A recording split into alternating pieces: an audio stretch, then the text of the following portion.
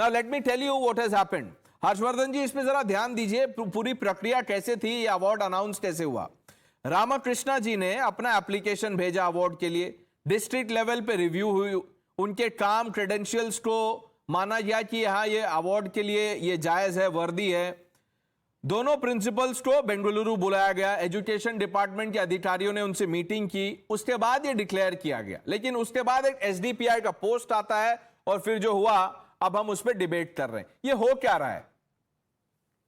गणेश जी, आज कांग्रेस के नेताओं ने शिक्षक दिवस पर शिक्षकों को नमन किया है, उनको याद किया है, उनका सम्मान किया है।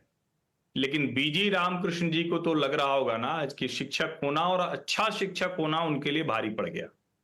और आप जरा सोचिए, किसी राज्य में अगर इस पैमाने पर शिक्षकों को दिया जाने वाला सम्मान वापस ले लिया जाए तो किसी भी देश के लिए, किसी भी समाज के लिए उससे बड़ा दुर्भाग्य का दिन नहीं हो सकता। और मैं तो यही कहूंगा, आज देश भर के शिक्षक पीड़ित होंगे, उनको कष्ट हो रहा होगा कि एक सरकार इस तरह से अपीजमेंट के नाम पर निर्णय लेती है।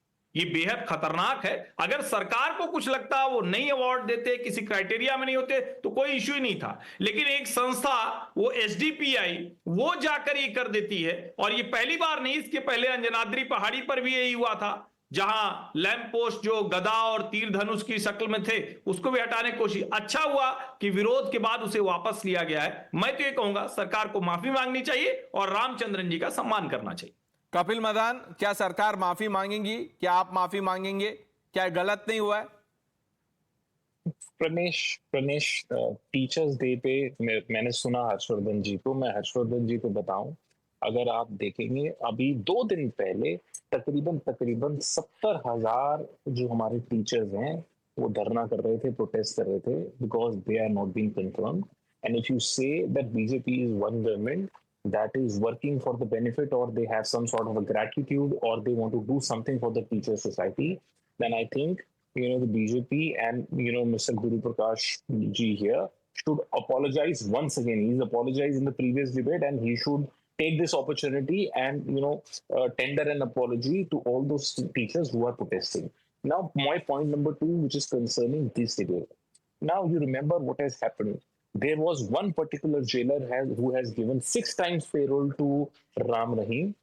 He has now joined Kapil Madan, now just a minute. If you don't have an answer, just say कि मुझे नहीं पता कि कैसे डिफेंड करूं. Don't beat around the bush, please. Kapil Madan, I asked you a direct question. The principal who is doing his job by stopping girls from entering because they were wearing hijab, because that was the rule, उसको आप पहले award देते हैं, then you put the award on hold because the SDPI hasn't liked it. You have no answers.